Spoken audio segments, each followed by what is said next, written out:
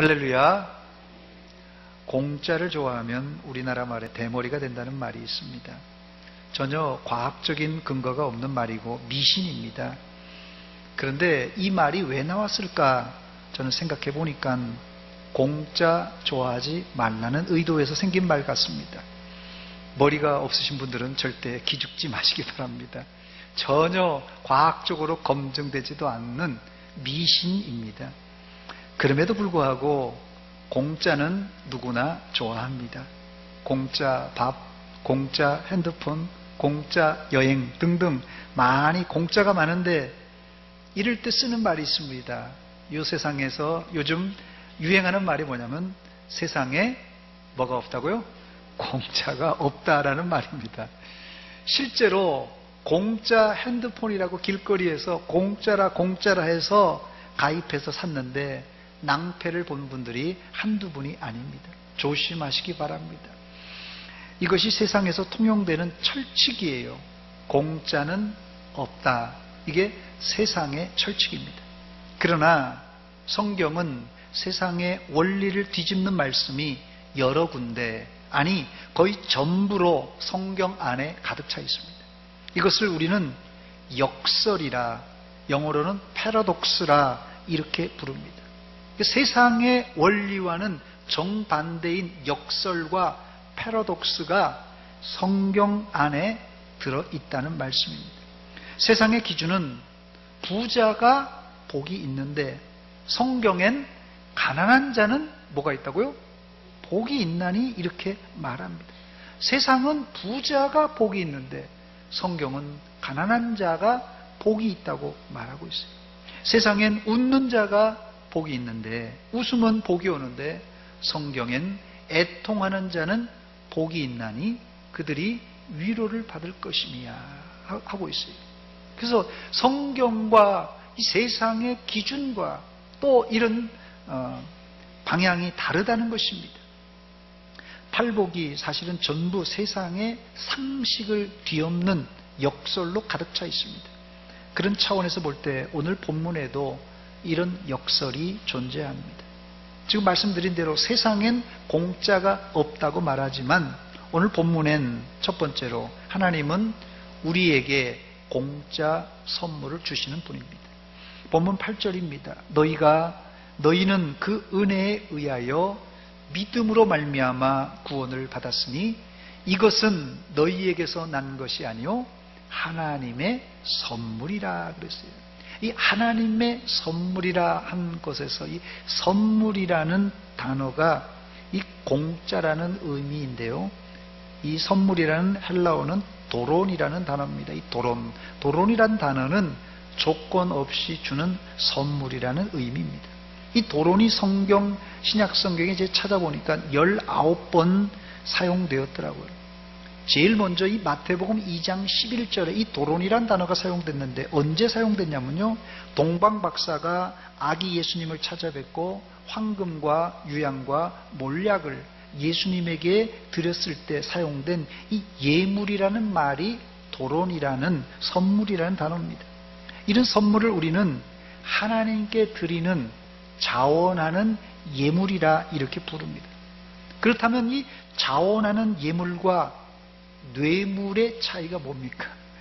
예물과 뇌물의 차이가 무엇입니까?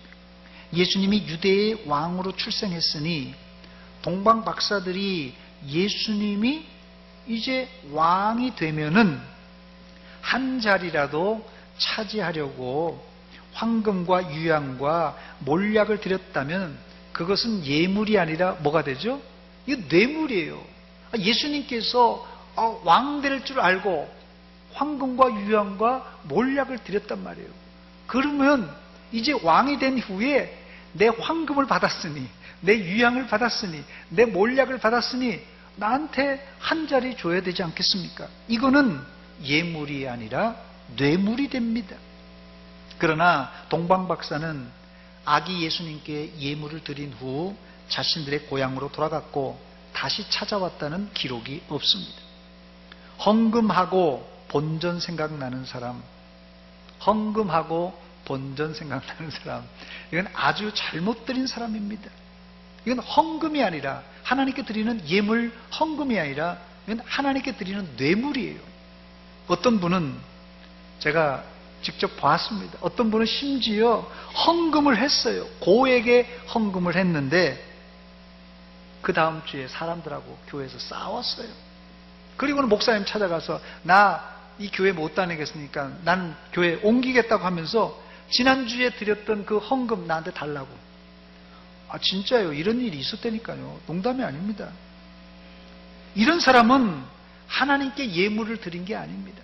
하나님께 선물을 드린 것이 아니라 이거는 체면상 헌금한 거고, 본전 생각나니까 이거 뭐 헌금하고도 별 유익이 없을 것 같으니까 헌금 돌려달라고 해요.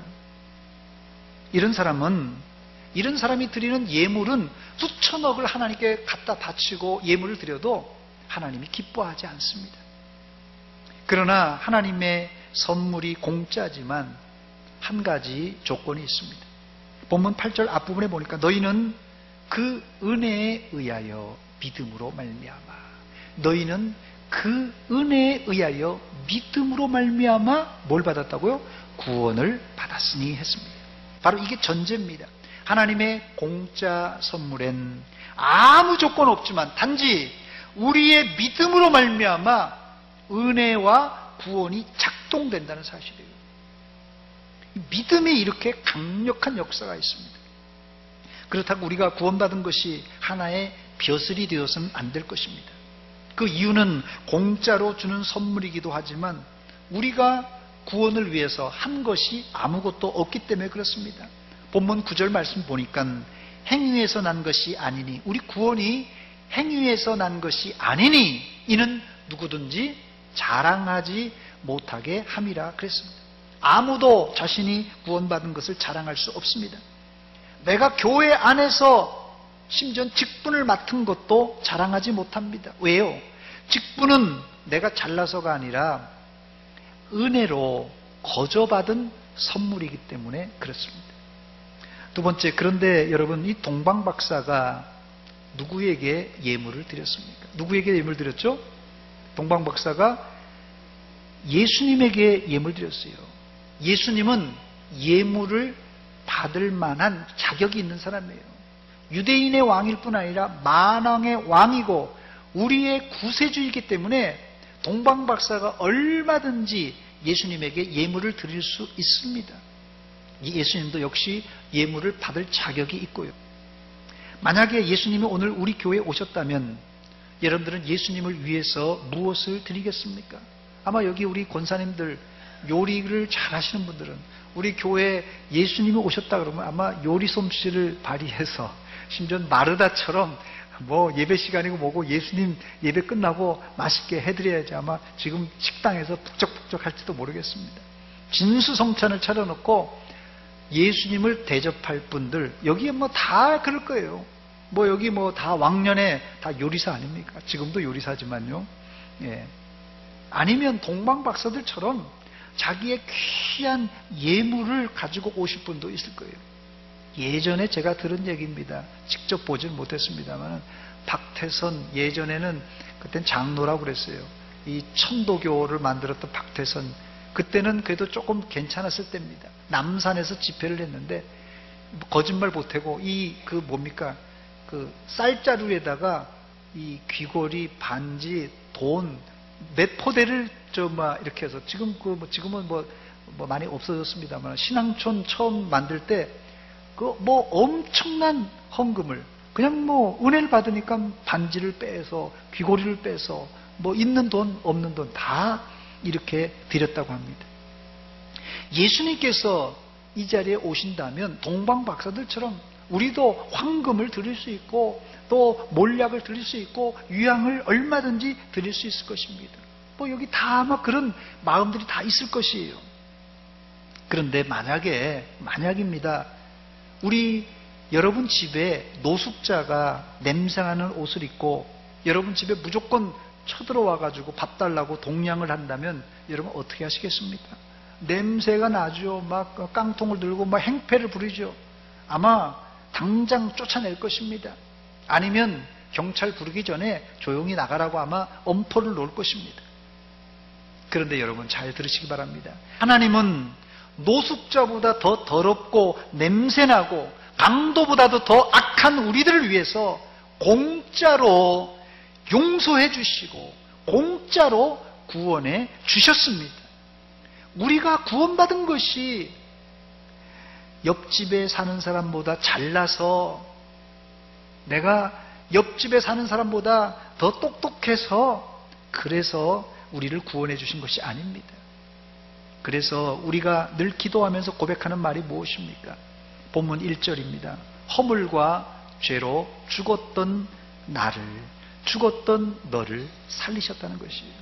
허물과 죄로 죽었던 나를, 너를 살리셨다는 고백입니다. 여기 사용된 이 허물과 죄라는 단어는 하나님의 법과 규정에 의하면, 이건 허물, 죄는 그냥 허물, 죄 쉽게 생각할지 모르지만 이거는 사형에 해당하는 죄입니다. 우리는 사실상 허물과 죄로 이미 죽었던 사람들입니다. 우리는 죽을 수밖에 없는 사람이 아니라 이미 허물과 죄로 죽었던 사람이에요. 여기 사용된 시제가 과거입니다. 1절에 보니까 그는 허물과 죄로 죽을 수밖에 없는이 아니라 허물과 죄로 죽었던 너희를 살리셨도다 했어요. 여기에서 이 허물과 죄로 죽었던 나라는 표현은 헬라어를 찾아보니까 네크로스라는 단어입니다. 이 네크로스라는 단어가 무슨 단어냐면 이 뜻이 시체라는 뜻이에요. 네크로스. 허물과 죄로 죽었던 나라는 뜻이 네크로스라는 단어인데 이것은 원 의미가 시체라는 단어입니다. 여러분, 시체는 죽어가는 사람이 아니라 완전히 죽은 사람, 숨이 끊어진 사람을 시체라고 부릅니다. 여러분 한번 생각해 보시기 바랍니다. 좀 희망이 보이는 사람에게 예물을 갖다 주어야 나중에 내가 조금이라도 도움을 받을 수 있지 않겠습니까? 그런데 죽은 사람에게 선물을 갖다 주어봤자 뭐 하겠어요? 죽은 사람인데. 그러나 소용없는 짓을 하나님은 우리를 위해서 하셨습니다. 허물과 죄로 죽었던 우리를 어떻게 해요? 긍휼히 여기시고 또 우리를 사랑해 주셨고 불쌍히 여겨서 살려주셨습니다. 그런데 우리는 가만히 죽은 자들이 아니라 여기 2절 말씀에 보니까 과거에 이 세상의 공중 권세 잡은 마귀 사탄을 따라다녔던 사람이었고, 더 나아가서 본문 3절에는 욕심과 자기 주장으로 가득 찬 진노의 자식들이었습니다. 본문 2절과 3절을 우리 천천히 함께 읽겠습니다. 2절 비춰주시기 바랍니다. 시작. 그때 너희는 그 가운데서 행하여 이 세상 풍조를 따르고 공중의 권세 잡은 자를 따랐으니, 마귀 사탄입니다. 곧 지금 불순종의 아들들 가운데 역사하는 영이라. 전에는 우리도 다 그 가운데서 우리 육체의 욕심을 따라 지내며 육체와 마음에 원하는 것을 하여 다른 이들과 같이 본질상 진노의 자녀였더니 했습니다. 이런 사람은 죽어 마땅하고 죽어서도 저주를 받을 사람들이에요. 이거 얼마나 악독합니까? 과거에 하나님 말씀대로 살지 않고 세상의 풍조를 따라 샀고 마귀와 사탄이 하는 짓거리를 하고 다녔고 마귀가 사탄이 하라는 대로 그 따라서 했던 사람입니다. 우리가 본질상 진노의 자식들입니다. 이런 사람은 죽어 마땅하고, 아니 죽어서도 이것은 정말 저주를 받아야 될 사람입니다. 중국의 초나라에 오자서라는 사람이 있었다고 합니다. 중국 초나라 오자서라는 사람이 자기 아버지가 억울하게 누명을 쓰고 아버지가 원수들에 의해서 죽임을 당합니다. 이 아버지의 원수를 갚기 위해서 평생을 이제 갈고 닦고 해서 결국은 이 초나라를 정복하고 자기 아버지를 죽인 이 사람을 죽이려고 했어요. 딱 갔더니 아버지 원수가 이미 죽었어. 아니, 아버지 원수가 죽었단 말이에요. 오자서가 생각하니까 분이 안 풀리는 거예요. 아버지 원수를 내가 진짜 내 칼로 그냥 단칼에 베야 되는데 가서 보니까 아버지 원수가 죽었어요. 어떻게 되겠으면 좋겠습니까? 오자서는 자신의 아버지의 원수를 갚기 위해서 죽은 시체를 파내서 죽은 시체가 죽은 지 얼마 안 됐나 봐요. 그냥 죽은 시체를 목을 졸라요. 그리고 눈을 뽑아버립니다. 죽은 시체에 눈을 뽑아요. 그리고는 이 부하들에게 곤장 300대를 치라고 이렇게 얘기합니다. 이게 소위 얘기하는 굴묘편시라는 고사성어가 여기서 나옵니다. 굴묘편시라는 말이 이 무덤을 파내서 이제 시체에게 이제 제재를 가한다는 그런 뜻입니다. 오자선은 아버지의 원수가 죽었는데도 분이 풀리지 않아서 묘를 파내서 시체를 목조르고 곤장 300대를 쳤다고 합니다. 바로 우리가 죽어서도 이런 치욕을 당해야 될 그런 죄인들입니다. 우리가 이렇게 악한 죄인들이었어요. 사탄과 마귀를 쫓아다녔고 안 좋은 행동을 따라했던 그런 죄인들입니다. 그런데 이런 원수인 우리를 하나님은 구원해 주실 뿐 아니라 사랑해 주셨습니다. 할렐루야. 로마서 5장 8절이 그 복음 중에 복음입니다. 우리가 아직까지도 죄 중에 있었을 때 그리스도께서 우리를 위하여 죽으심으로, 십자가에서 죽으심으로 하나님께서 우리에 대한 자기의 사랑을 확증하셨다고 말하고 있습니다. 이어서 로마서 5장 10절입니다. 곧 우리가 원수되었을 때 그의 아들의 죽으심으로, 십자가에서 죽으심으로 말미암아 하나님과 화목하게 되었다고 말씀하고 있습니다. 이 두 구절에서 예수님이 언제 우리를 위하여서 십자가에 달려 죽으셨는가, 그게 중요해요. 시점이 중요합니다. 시점이. 언제 우리를 위하여 십자가에 돌아가셨다고요? 우리가 아직도 죄인 되었을 때, 우리가 아직도 하나님과 원수 되었을 때 예수님은 우리를 위해서 십자가 지고 돌아가셨다는 것이에요. 이것이 세상의 원리와 다른 기독교의 조건 없는 은혜, 조건 없는 사랑입니다.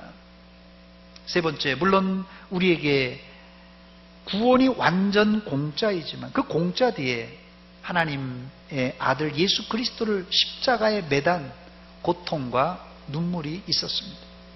식당에서 밥을 먹으면 당연히 식당에 왔으니까 값을 지불하고 나가야 됩니다. 그러나 집에서 밥을 먹으면 어떻습니까? 집에 밥 먹고 카드 결제하는 분 있어요? 여기 남편분이 오늘 아침 잘 먹었습니다. 카드 결제하고 저녁 때도 카드 결제하고 그런 분이 있는지 모르겠어요. 요즘 또 그렇게 있을 수도 있겠네요. 또. 자, 집에서 밥을 먹으면 공짜로 먹습니다. 어린 자식들은 집에서 먹는 밥을 공짜로 알고 있습니다. 비록 집에서 우리가 돈을 내고 밥을 먹진 않지만 그 공짜 밥 안에는 어머니의 수고와 아버지의 땀이 배어져 있습니다. 좀 철이 들면 알지 몰라도 어린아이들은 집밥을 그냥 공짜로 알고 먹습니다. 우리에게는 공짜지만 공짜 뒤에 한없는 대가가 치루어졌다는 사실입니다. 이건 좀 정치적인 얘기라서 좀 예민합니다만 양해하고 들어주시기 바랍니다. 양해하고 들어주세요. 제가 이런 얘기는 잘 안 합니다만 지난 9월 18일입니다. 9월 18일 기억하실지 모르겠어요. 평양에서 남북 정상회담이 개최되었습니다. 그때 평양 시민들이 문재인 대통령을 도로에 나와서 한반도 길을 흔들면서 열렬하게 영접해 주었습니다. 여러분들 아마 생방송으로 다 방송되었기 때문에 많이 보셨을 것입니다. 그런데 이 사실을 북한 전문가는 다른 각도에서 해석하는 것을 제가 신문에서 읽어본 적이 있습니다. 문재인 대통령이 아침 비행기로 평양 순안공항에 도착할 때 시간이 오전 9시 50분이었다고 합니다. 물론 공항엔 김정은 부부가 미리 나와서 비행기에서 내리는 문재인 대통령 부부를 극진히 영접해 주었습니다. 당연히 남쪽에 대통령이 왔으니 북쪽의 수반이 당연히 나와서 영접하는 것, 그건 우리가 지극히 상식적인 일입니다. 거기까지는 누구나 이해할 수 있습니다. 그런데 도로에 줄을 서서 손을 흔드는 평양 시민들은 집에서 거기까지 몇 시에 나와서 기다렸을까요? 아마 새벽에 소집하여 몇 시간을 기다렸을 것입니다. 또 한 가지는 방문 둘째 날인 19일 날 오전 평양 능라도 5일 경기장에서 문재인 대통령은 김정은 국방위원장 부부와 함께 집단 체조를 관람했습니다. 그리고 그 자리에서 평양 시민들에게 연설까지 했습니다. 그런데 북한 전문가들의 이야기로는 체조에 참가한 어린 아이들은 몇 달간 그 마스게임을 위해서 쉬지 않고 고통을 참고 연습을 했고, 또 발표하기 전날엔 집에도 못 가고 체육관에서 잠을 잤다는 이야기를 들었습니다. 남한 대통령을 열렬히 영접해 주는 것은 좋지만 이렇게 북한 주민들이 혹사당하고 또 어린 학생들은 아동학대 수준까지 있는 고통을 참아내면서 집단 체조를 준비했다는 얘기를 듣고는 제 마음이 좀 불편했습니다. 우리가 TV로 생중계는 편안하게 보았지만 북한 주민의 열렬한 영접 이면에는 그들의 땀과 노력과 수고가 있다는 이야기입니다. 그렇다면 평양 주민들이 이렇게 많이 나와서 도로에 서서 줄을 서서 손을 이렇게 많이 나와서 어떻게 이렇게 영접을 해줬을까요? 그 이유가 있다고 합니다. 이 평양 시민들을 강제 동원을 했다는 것이에요. 만약에 평양 주민 가운데 이런 동원에 이유 없이 빠지면은 큰 불이익을 당하게 된다고 합니다. 그렇다고 제가 이 남북 정상회담이 잘못되었다고 비판하는 것은 아닙니다. 저도 사실 그 장면을 보고는 감동이었어요. 감동. 그러나 평양 주민 입장을 고려해 보자는 이야기입니다. 열렬한 환영과 대형 마스게임은 결코 공짜가 아니라 평양 시민들과 어린 아이들의 땀과 노력과 고통이 있었음을 우리가 기억하자는 얘기입니다. 교회 활동을 하다 보면 본의 아니게 동원을 하게 됩니다. 지난번에 부흥사 목사님이 오셔서, 장양희 목사님이 오셔서 하는 말씀이 요즘 교회마다 부흥회를 한다고 해도 모이질 않는다고 합니다. 그러니 담임 목사님이 부교육자들을 닥달해서 출석을 부르고 의무적으로 호출을 해야 그제서야 강제 동원이 된다고 합니다. 그래서 이제는 서울 근교에 이름 있는 기도원들도 거의 문을 닫아야 되는 실정이라고 합니다. 우리 믿는 자들의 신앙의 태도는 북한 주민들을 강제 동원하여 집회에 참석하게 하는 것과 같아서는 안 됩니다. 그래서 온전한 신앙생활을 하기 위해서는 우리가 강제성을 띄어서는 처음에는 약발이 이게 듣지만은 계속 이게 강제하다 보면 이제 나중에 뻗어버리든지 튕겨나가 버린다는 것이에요. 아니면은 외식하는 것처럼 그냥 뭐 따라오지만은 불만 가지고 그렇게 따라온다는 것이에요.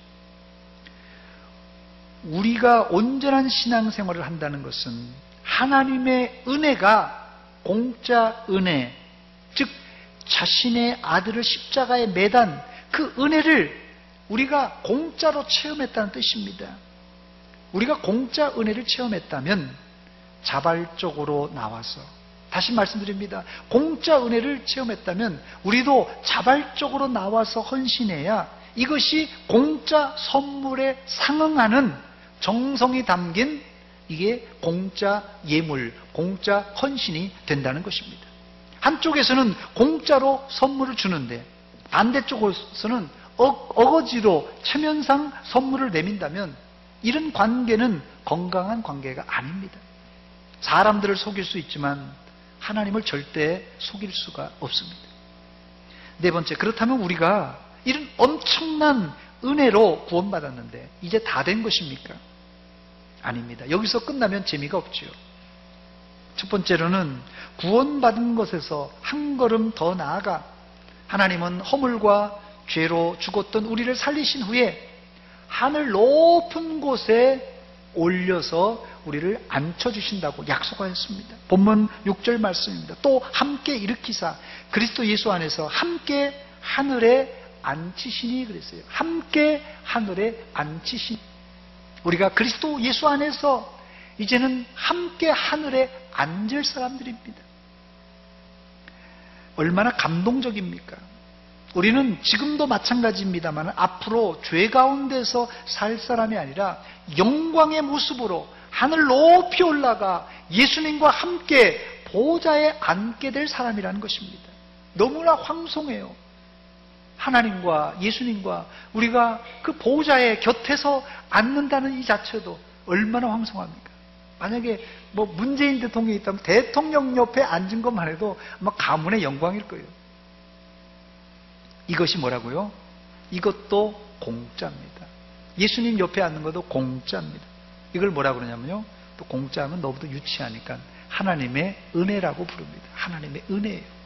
두 번째로, 우리가 이런 엄청난 은혜로 구원받았으니 우리도 이 땅에 살아가면서 무언가는 해야 될 것이 아니겠습니까? 무언가 해야 될 일이 있는데, 오늘 본문 10절에 우리가 구원받은 후에 어떤 일을 해야 될지에 대한 대답이 나옵니다. 같이 한번 천천히 읽겠습니다. 시작. 우리가 그가 만드신 바라 그리스도 예수 안에서 선한 일을 위하여 지으심을 받은 자니 이 일은 하나님이 전에 예비하사 우리로 그 가운데서 행하게 하려 하심이니라. 아멘.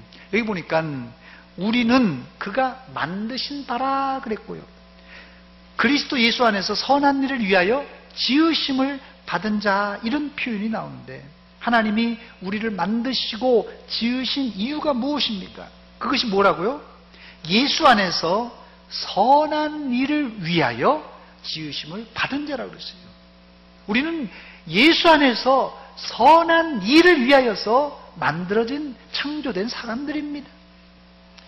사람이 1차 창조되었다가, 사실은 아담과 하와가 첫 번째 사람으로서 창조되었다가 허물과 죄로 정령 반드시 죽으리라고 해서 그들은 죽었습니다. 그런데 죽었던 사람이 어떻게 해요? 하나님의 은혜로 구원을 받게 되었습니다. 그렇다면 구원받은 우리들이 해야 될 선한 일이 뭐겠습니까? 선한 일이 여러 가지가 있겠죠.